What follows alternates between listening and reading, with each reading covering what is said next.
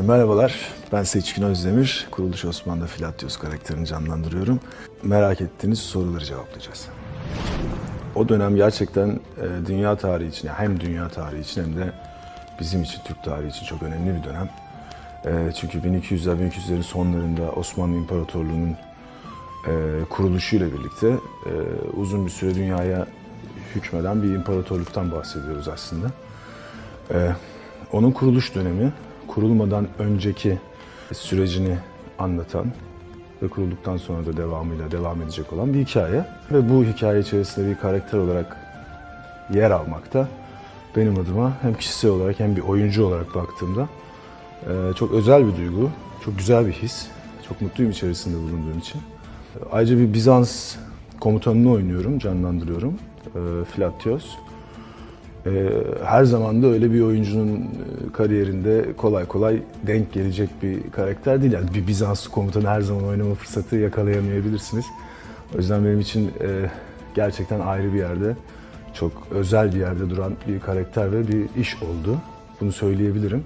Bunun haricinde çok profesyonel bir ekiple çalışıyoruz gerçekten. Ben bu sene dahil oldum. Dışarıdan dahil olduğumda ekibin tecrübesi gerçekten benim de motivasyonumu hem arttırdı hem de işe gerçekten adaptasyonumu da hızlandırdı diyebilirim.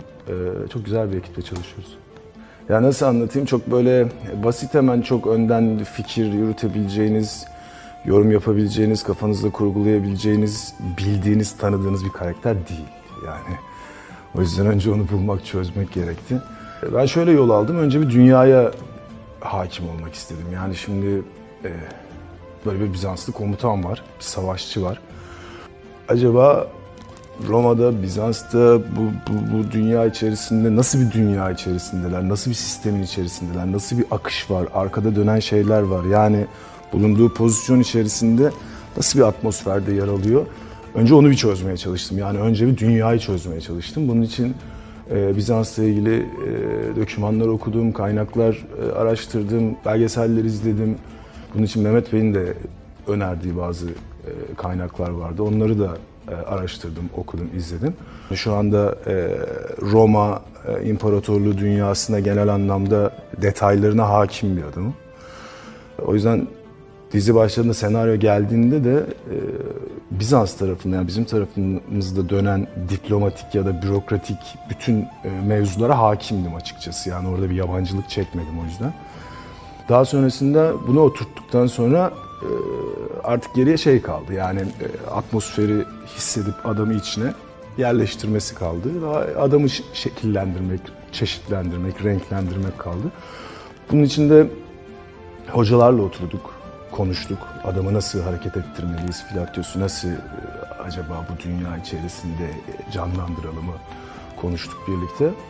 Sonrasında ben de kendi yorumumu da kattım. Tabii eğitimler, bir daha söylüyorum, işte kılıçtır, dövüştür, attır, bu eğitimler de bir yandan tabii ki devam etti.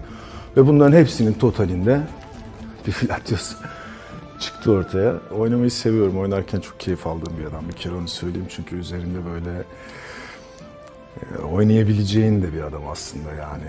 Biraz dişi bir karakter. Çeşitlendirebileceğin tavrını, hareketlerini, farklı şeyler kullanabileceğin, kaldırıyor yani karakter, yaptığın şeyi kaldıran bir karakter yani doğru uyguladığın zaman. O tarafı çok önemli. Cesur bir adam, korkusuz bir adam, aşırı milliyetçi bir adam. Roma milliyetçisi, Roma için yapmayacağı şey yok. Motivasyonu, kişisel motivasyonu var ve bir de diğer genel Roma'ya ait bir motivasyonu var. Kişisel motivasyonu intikam zaten. Babası Ertuğrul Bey tarafından öldürülüyor. Oradan bir kişisel motivasyonu var. Bir de Roma tarafından da milliyetçi bir motivasyonu var. Roma için her şeyi yapabilecek bir. Bir de komutan. Bunların hepsinin totalinde değişik bir adam çıktı ortaya. Ben oynarken açıkçası Filatyos'un odağına her zaman savaşçılığını koydum. Aslında komutan bir karakter ama dikkat ederseniz izlerken her zaman daha çok komutandan ziyade bir savaşçı gibi hareket eden bir adam. Ben onun odağına savaşçılığını koymanın daha güzel olacağını düşündüm açıkçası ve öyle bir yerden devam ettirdim. İzlerken tahmin edemeyeceğiniz bir karakter. Çünkü her an her şeyi yapabilecek bir adam. Korkusuz, cesur, Motivasyon kaybetmiyor, demoralize olmuyor. Kaybetse de tekrar toparlanıp geri geliyor. Tekrar toparlanıp geri geliyor. Yani vazgeçmeyen bir adam, inanılmaz bir herif. Bir de iki taraflı bir adam. Yani o tarafı hoşuma gidiyor. Hani galip de geliyor, mağlup da oluyor.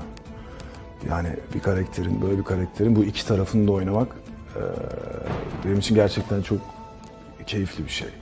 Yani mağlup olmasını da oynuyorsun, galip gelmesini de oynuyorsun ama ne olursa olsun vazgeçmiyor. Tabii ben de onunla tabii ki de bağ kuruyorum. Bağ kurmadan olmaz çünkü onun nasıl düşündüğü, nasıl bakıyor, ne hissediyor da bunları yapıyor, onları anlamadan karakteri tabii hayat vermeniz çok kolay değil. Ya aslında unutamadığım çok sahne var çünkü gerçekten çok değişik sahneler çekiyoruz. Çok enteresan anlar canlandırıyoruz. O yüzden bir kez daha söyleyeyim, hayatımda böyle çok özel bir yeri oldu hem projenin hem karakterin. Hani şimdiden ayrı bir yere koydum yani ben hem kendi içimde.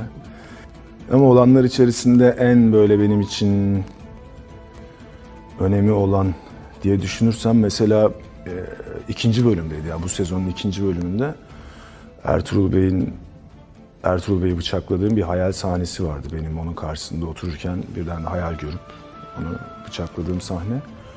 Hem çok başıydı işin, ben de daha henüz Filatyos'u oynadığım ikinci bölümdü ve sahne çok zor bir sahneydi, çok ağır bir sahneydi yani. O benim için çok önemliydi. Bu sebeplerden dolayı benim için hem zor, çok zor bir sahneydi ve unutamadığım ayrı bir sahne olarak yerini aldı diyebilirim yani örnek verecek olursam. Yani şimdi açıkçası bu konularda tabii çok bir şey söyleyemiyoruz. Ama demin dediğim gibi Filatyos çok kestirilebilir bir karakter değil yani. Her an her şeyi yapabilecek bir karakter. O yüzden Filatyos oldukça değişik, enteresan anlar, duygular, sahneler yaşayacağız diyeyim kabaca, çok detay vermeden. Nikola Filatyos değişik bir ikili oldu, ben de seviyorum. Yani gerçekten şey gibi oldu onlar yani, ikili gibi yani, ayrılmaz bir ikili gibi oldular. Hoşuma gidiyor. Biz Erkan'la bu proje öncesinde tanıştım ben. Güzel anlaştık. Bizim aramızda da güzel bir alışveriş oldu Erkan'la proje öncesinde. O elektrik sonra şeye de tabii ki de oynadığımız karakterlere de yansıdı. Bu Nikola Filatyos'a güzel taşıdığımızı düşünüyorum. Bir de şöyle bir şey var. Nikola karakterler olarak da düşünürsek Nikola da Filatyos da aslında ortak, hedefleri ortak olduğu için o yüzden çok temel noktalarda çok iyi anlaşıyorlar. Anlaşamadıkları noktalar var tabii ki ama bu anlaşamadıkları noktalar onları ayrışacak noktaya getirmiyor. Çünkü temelde hemfikirler. Nikola da savaşmak istiyor. Nikola da Osman ve kayıları bitirmek istiyor. Filatyos da o yüzden ortak bir kenetlenme olduğu için o yüzden seyircimize de teşekkür ediyorum yani onlar bu ikili olarak bizi sevdiyse ne mutlu bize. Gerçekten dediğim gibi başında da söyledim, çok özel bir proje içerisinde yer alıyoruz. Yani tarihte çok kritik bir dönemi anlatıyoruz. Tabii ki bunu anlatırken hikayeleştiriyoruz. Bir dizi yapıyoruz, bir dramaturjisi olması lazım, bir hikayesi, bir akışı olması lazım. Yani oraya götürürken ya Osmanlı'nın kuruluşuna götürürken tabii ki de orada hikayelerle birlikte akıtmamız lazım. Çünkü belgesel çekmiyoruz. Ben oyuncu olarak içinde bulunmaktan çok gerçekten memnunum. Dediğim gibi bir Bizanslı komutan oynuyorum. Çok kolay rastlanabilecek, bulunabilecek, her zaman denk gelebilecek bir oyuncu için bir karakter değil.